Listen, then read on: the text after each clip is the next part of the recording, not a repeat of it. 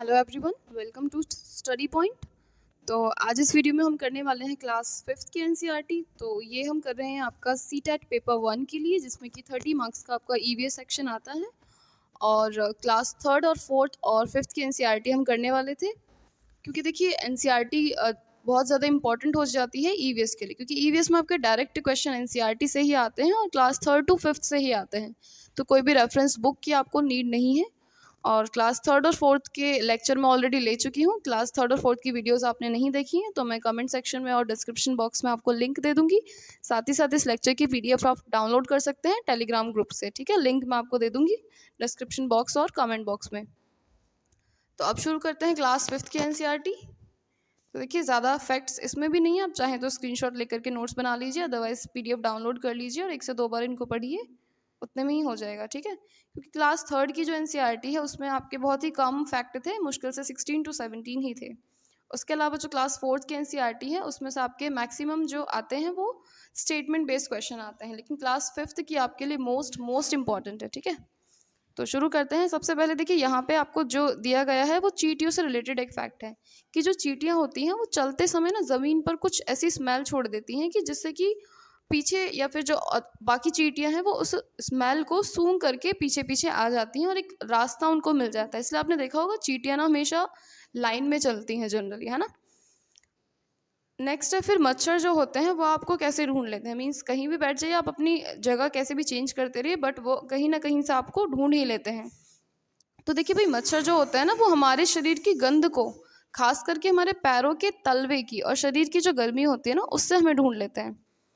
तो भाई अपने पैरों को साफ रखा कीजिए। जैसे कि जनरली आप देखें तो लोग ऑफिस से आने के बाद या किसी भी तरीके से जैसे बहुत ज़्यादा सॉक्स पहन के रखते हैं, या आप अगर पैरों को बार बार वॉश नहीं करते हैं तो पसीने की वजह से या गर्मी की वजह से और स्मेल की वजह से मच्छर आपको ढूंढ ही लेंगे।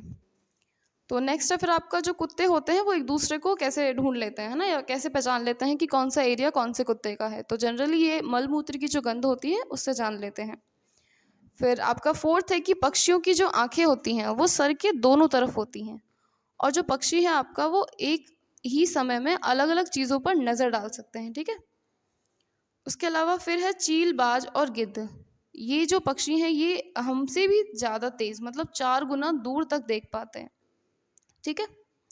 नेक्स्ट है फिर आपका रात में जागने वाले जो जानवर होते हैं उनको सभी चीज़ें ना सफ़ेद और काली ही नज़र आती हैं, जैसे कि आपका उल्लू हो गया। नेक्स्ट है फिर आपका जंगल में ऊंचे पेड़ पर बैठा लंगूर, है ना, पास आती मुसीबत को देख करके ना एक अलग तरह की ही आवाज़ निकालता है और अपने साथियों को संदेश देता है, खतरे का संदेश। फिर है मछलियाँ जो होती हैं वो खतरे की चेतावनी एक दूसरे को कैसे देती हैं, बिजली तरंगों के द्वारा। क्लियर। फिर देखिए 2004 की बात कर लेते हैं। 2004 दिसंबर में आई जो सुनामी है उससे कुछ समय पहले जानवरों ने ना अजीब अजीब आवाज़ें या अजीब सा व्यवहार करना शुरू कर दिया था। तो एक तरीके से वो चेतावनी देना चाहते थे कि जल्द ही सुनामी या कोई खतरा आने वाला है। तो देखिए अंडमान निकोबार में जो जनजाति और आदिवासी लोग रहते हैं वो जानवरों की आवाज़ से समझ गए थे कि भाई अब यहाँ कोई ना कोई मुसीबत आने वाली है, और उन्होंने फटाफट से उस एरिया को खाली कर दिया था। फिर बात कर लेते हैं स्लॉथ की। तो देखिए स्लॉथ जो होता है ना वो भालू जैसा दिखता है और 17 घंटे पेड़ों से लटक कर सोता है। तो जिस पेड़ पर वो रहते हैं उसी के पत्ते खाते हैं, जनरली उसी पे पलते रहते हैं वो, और 40 वर्ष के जीवन काल में वो केवल 8 ही पेड़ों पर घूम पाते हैं। मतलब ये इतने आलसी होते हैं कि मुश्किल से ही कभी वो नीचे उतरते होंगे, मुश्किल से सप्ताह में एक बार, और वो भी केवल शौच करने के लिए, ठीक है। बाकी 17-17 घंटे सोते हैं, तो बेहद ही आलसी टाइप के ये होते हैं। उसके अलावा आपको मैचिंग में या किसी पाई चार्ट में क्या चीज़ मिल सकती है कि जो गाय है वो कितने घंटे सोती है, अजगर कितने घंटे सोता है, जिराफ कितने घंटे सोता है और बिल्ली कितने घंटे सोती है। तो गाय आपकी 4 घंटे सोती है, अजगर 18 घंटे, जिराफ 2 और बिल्ली 12। तो देखिए कुछ भी एक्सप्लेनेशन की नीड नहीं है यहाँ पे, क्योंकि जनरली फैक्ट हैं, ये आपको याद करने पड़ेंगे और बार बार आपको इनको पढ़ना पड़ेगा जिससे कि आप लॉन्ग टाइम तक इनको याद कर सकें। अब बात कर लेते हैं बाघ की। तो ये ना अंधेरे में आपसे भी ज़्यादा तेज, मतलब हमसे 6 गुना ज़्यादा तेज़ी से देख सकता है, और बाघ की जो मूछें होती हैं वो हवा में हुए कंपन को ना भाप लेती हैं और अंधेरे में रास्ता ढूंढने में भी मदद करते हैं। बाघ जो होते हैं ना मौके के अनुसार अपनी आवाज़ को बदलते हैं, और बाघ का जो गुर्राना है वो 3 किलोमीटर दूर तक सुना जा सकता है, ठीक है। नेक्स्ट है फिर आपका जिम कॉर्बेट नेशनल पार्क। देखिए उत्तराखंड में है, ये पता होगा सभी को, और राजस्थान के भरतपुर जिले में है, घाना। फिर हम बात कर लेते हैं आपका नाग गुम्फन। तो ये सौराष्ट्र, गुजरात, दक्षिण भारत में प्रयोग की जाने वाली एक रंगोली होती है, ठीक है। और अगर सांपों की बात करें तो सांप के बाहरी कान नहीं होते हैं और 4 तरह के सांप ही होते हैं जो कि जहरीले होते हैं। नाग, कुरेत, दुबोइया और अफाई, ये 4 टाइप के सांप होते हैं आपके, ठीक है। सांप जब किसी को काटता है ना तो उसके 2 खोखले जो जहर वाले दांत हैं उनसे व्यक्ति के शरीर में जहर चला जाता है। अब नेक्स्ट एक टेबल आपको नज़र आ रही होगी बट वो इतनी इंपॉर्टेंट नहीं है, उसको हम स्किप कर सकते हैं कि कच्चे दूध को पकने में कितना टाइम लगता है, उबले दूध को, उबले अंडे को, जनरली इस टाइप के क्वेश्चंस नहीं आते हैं, ठीक है। तो इसको हम छोड़ सकते हैं बट एनसीईआरटी में था इसलिए मैंने इंक्लूड कर लिया था। फिर है आपका उड़ीसा में एक जगह है कालाहांडी, तो यहाँ पे सबसे ज़्यादा आपके चावल की पैदावार होती है, ठीक है। फिर देखिए निफेंथिस एक पौधा है आपका जो कि ऑस्ट्रेलिया, इंडोनेशिया और मेघालय में मिलता है। तो इसका जो आकार है बिल्कुल एक घड़े जैसा होता है और जैसे ही कोई भी जनरली कीट या फिर मतलब कोई भी कीड़ा मकोड़ा इसके आसपास आता है ना तो उसकी स्मेल से ही इसका जो मुंह है वो खुल जाता है और कीड़े मकोड़े को ये खा लेता है, ठीक है। तो एक घड़े जैसा होता है बिल्कुल।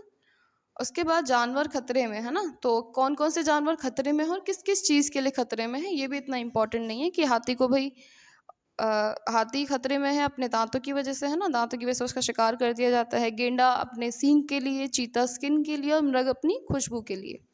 तो ये तो आपका नहीं आता है क्वेश्चन, खैर इसको हम छोड़ सकते हैं। फिर आगे देख लेते हैं कि सांप के 2 दांत होते हैं, तो सभी को पता है ये तो। आगे बढ़ते हैं, इसलिए हम सांप के जहर से बचने वाली जो दवाई है वो भी सांप के जहर से ही बनाई जाती है ना। सुना होगा आपने लोहा ही लोहे को काटता है, इस टाइप से कुछ। तो हमारे पेट का टेम्परेचर पूछा है, ये भी इम्पॉर्टेंट नहीं है। और बाकी कुछ कुछ फैक्ट्स मैं आपको बताती रहूँगी। एनसीईआरटी में देखिए काफ़ी सारे फैक्ट्स हैं बट क्या आपको पढ़ने हैं क्या आपको छोड़ने हैं वो हम साथ के साथ देखते रहेंगे।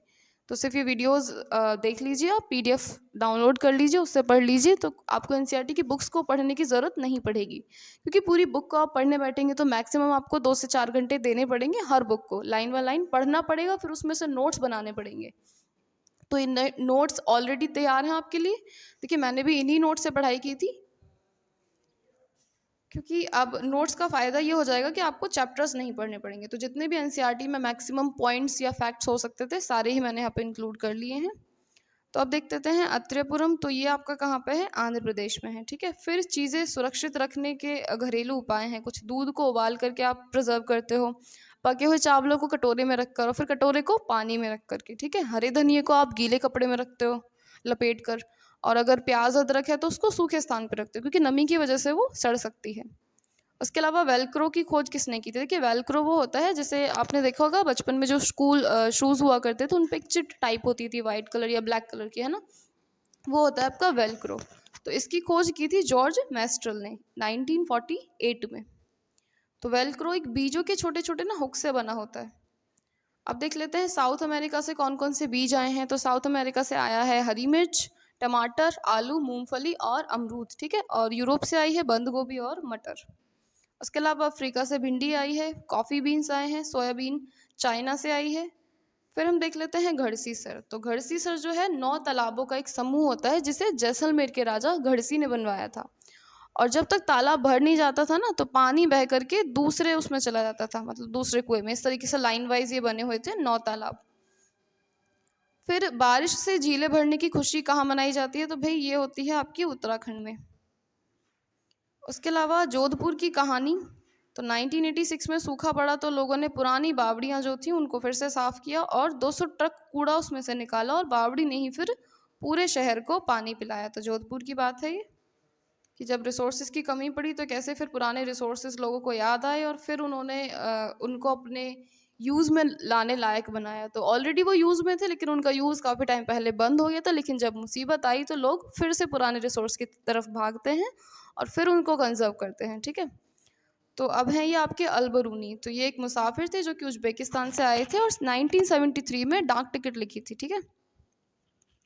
फिर मृत सागर का पानी जो है वो 300 ग्राम नमक पर लीटर खारा होता है ना, मतलब मृत सागर के पानी में इतना क्वांटिटी आपका नमक मिलता है। डांडी यात्रा कब शुरू हुई? तो 1930 से शुरू हुई है आपकी। डांडी कहाँ है? सबको पता है, गुजरात में है, जहाँ से गांधी जी ने आंदोलन शुरू किए थे।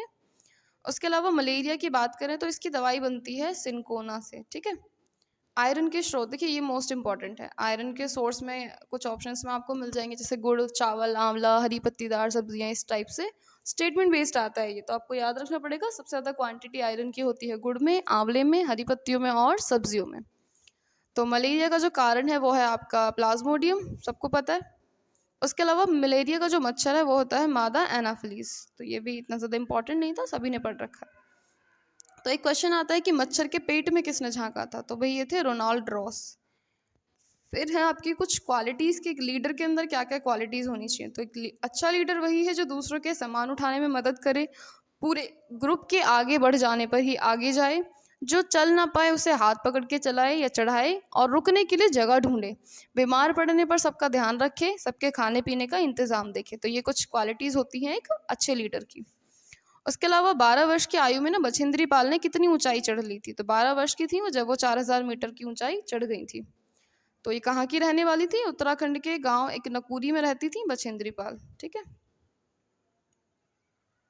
1984 में इन्हें माउंट एवरेस्ट पर चढ़ने के लिए चुना गया था। और नेपाल के माउंट एवरेस्ट का नाम क्या है, मतलब नेपाल में माउंट एवरेस्ट को क्या कहते हैं, सागर माथा। ठीक है, माउंट एवरेस्ट यहाँ कहते हैं, वहाँ कहते हैं इसको सागर माथा नेपाल में। और नील आर्मस्ट्रॉन्ग जो है वो चांद पर कब चढ़े, तो 1969 में। और जो आपकी सुनीता विलियम्स हैं वो कौन थी, तो देखिए सुना होगा आपने, ये कहाँ गई थी, आपकी स्पेस में गई थी, है ना। तो हेलीकॉप्टर वाहक इसलिए लिखा गया है क्योंकि वो खुद उसको चला करके ले गई थी। सुनीता क्या बनना चाहती थी, तो ये गोताखोर बनना चाहती थी। और सर्वाधिक भीड़ वाला शहर है आपका मुंबई, ये भी सबको पता है। दिल्ली मुंबई से कितना दूर है, 1400 किलोमीटर दूर है। ठंडा रेगिस्तान किसको कहते हैं, लद्दाख को कहते हैं। तो लद्दाख में घर कैसे बनाए जाते हैं, लकड़ी और पत्थर के, हमने पहले भी पढ़ा था क्लास 4th की एनसीईआरटी में। उसके अलावा चांगपा प्रजाति जो है उसमें कितने लोग होते हैं, तो जनरली इसमें होते हैं आपके 5000। ठीक है। और कौन से पशु पालते हैं ये चांगपा प्रजाति के लोग, तो भेड़ और बकरी पालते हैं। पश्मीना शॉल जो होती है वो भेड़ बकरी के बालों से बनती है और 6 स्वेटर के बराबर ये गर्मी देती है, इसलिए ये बहुत महंगी भी होती है। क्योंकि देखो हाथ से बनती है और इसको बनने में 250 घंटे लगते हैं, मीन्स एक शॉल को बनने में 250 घंटे लगेंगे। बहुत मोटी नहीं होती है लेकिन बहुत गर्म होती है। और उसके अलावा कच्छ भुज अहमदाबाद में जो भूकंप आया था वो आया था आपका 26 जनवरी 2001 में। क्लियर है। तो आई होप वीडियो आपको अच्छा लगा होगा। क्लास 3rd 4th 5th की एनसीईआरटीज हम क्लियर कर चुके हैं, 3 लेक्चर में इस पर ले चुकी हूँ, लिंक मैं आपको प्रोवाइड करा दूंगी।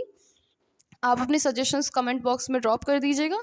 अगर आप चाहते हैं मैं किसी और सब्जेक्ट या किसी पर्टिकुलर और टॉपिक पे आपके लिए नोट्स लेकर के आऊँ तो आप कमेंट बॉक्स में लिख सकते हैं। Thank you.